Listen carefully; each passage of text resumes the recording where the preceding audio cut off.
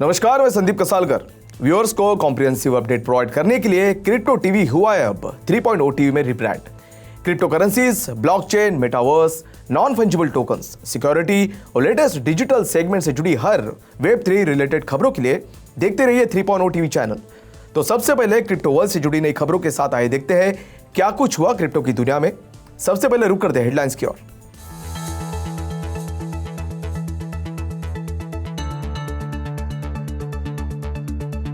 Inflation data से पहले crypto currencies में आई गिरावट, बिटकॉइन रहा $23,000 के करीब। सर्कल ने टोर्नाडो कैश एड्रेसेस से लिंक्ड फंड को किया फ्रीज। ओपन सी ने पूर्व Goldman Meta engineers NFT platform में किया निवेश। आर्क इन्वेस्ट की कैथी वुड ने बिटन डाउन एनवीडिया को खरीदने के लिए ब्लॉक शेयर्स को भेजा। जिपमेक्स कुछ दिनों में रीस्टार्ट करेगा इथेर बिटकॉइन विड्रॉल्स।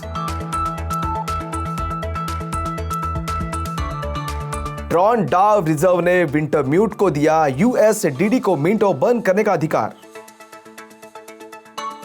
फॉर्मर टेरा एफिलिएटेड प्रोजेक्ट कुजीरा जारी करने वाला है स्टेबल कॉइन। लैंडफिल मीथेन को बिटकॉइन में बदलने के लिए वैस्पिन एनर्जी ने $4.3 मिलियन राउंड को किया close.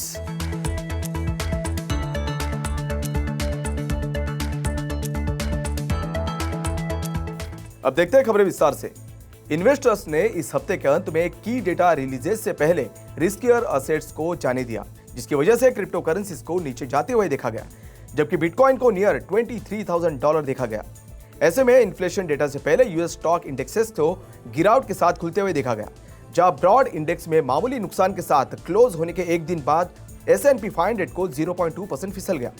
Dough Jones industrial average 0.1% गिरा, जबकि टेक्नोलॉजी हैवी नैस्डैक कंपोजिट 0.7% गिरा। बुधवार को जुलाई कंज्यूमर प्राइस इंडेक्स जारी करने के लिए US bureau of labour statistics के साथ इन्वेस्टर्स इन्फ्लेशन के आंकड़ों के लिए कमर कस रहे हैं। एनालिस्ट को उम्मीद है कि जून में अनएक्सपेक्टेडली हाई 9.1% रीडिंग से इन्फ्लेशन घटकर 8.7% हो जाएगी। इन सबके बीच बिटकॉइन को हाल ही में पिछले 24 घंटों में 3.5% की गिरावट के साथ लगभग $23,300 पर ट्रेड करते हुए देखा गया, जबकि उसी समय के दौरान ETH में 5% की गिरावट के साथ अराउंड $1,710 पर रहा।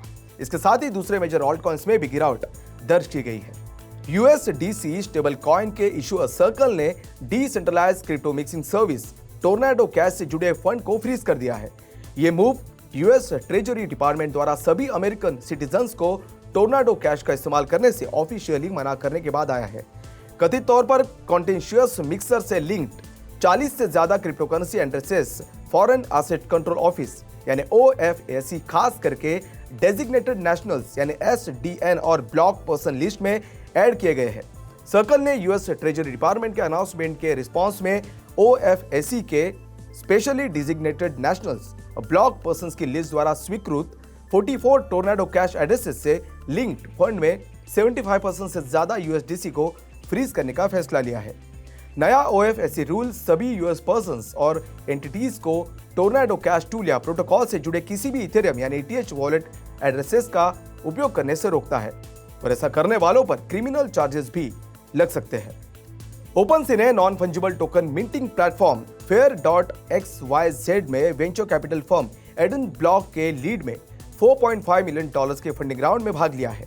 Fair.xyz एक स्टार्टअप की वैल्यू लेटेस्ट फंडिंग राउंड में $33 मिलियन थी, जबकि फंडिंग राउंड में दूसरे इन्वेस्टर्स ने NFX और फर्स्ट मिनट कैपिटल भी शामिल है। लंदन हेडक्वार्टर स्टार्टअप को इसाक कैमलिश, इसाक बेन टाटा चॉकरॉन और नैथन कोहेन सभी फॉर्मर मेटा और गोल्डमैन सैक्स इंजीनियर्स ने फाउंड किया था।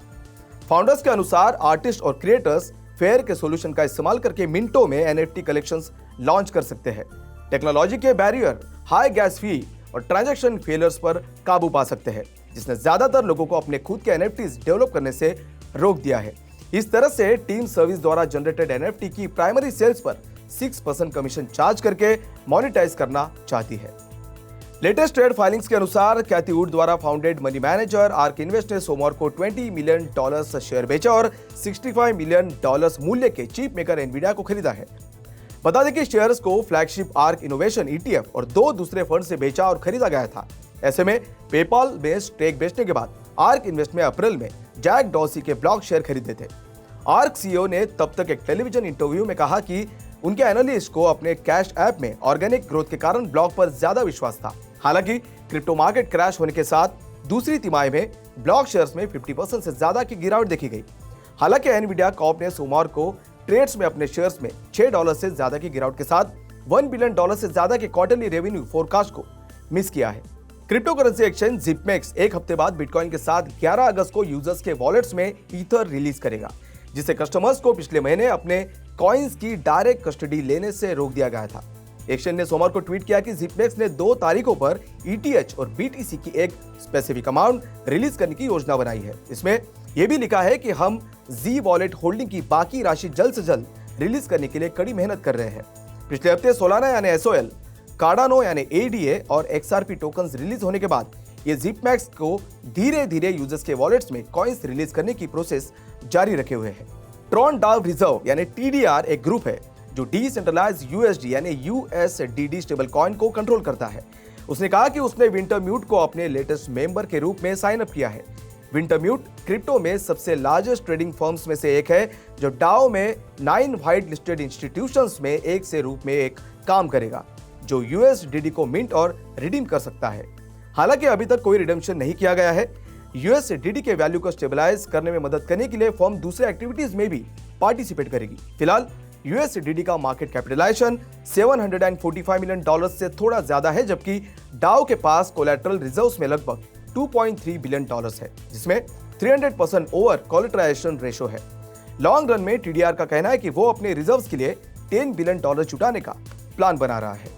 कुजीरा टेरा क्लासिक ब्लॉकचेन पर बनी क्रिप्टो प्रोजेक्ट और टेरा के इम्प्लोजन के बाद कॉस्मोस लेयर 1 प्रोटोकॉल में चली गई है, जो USK नाम की एक स्टेबल कॉइन जारी करने वाली है।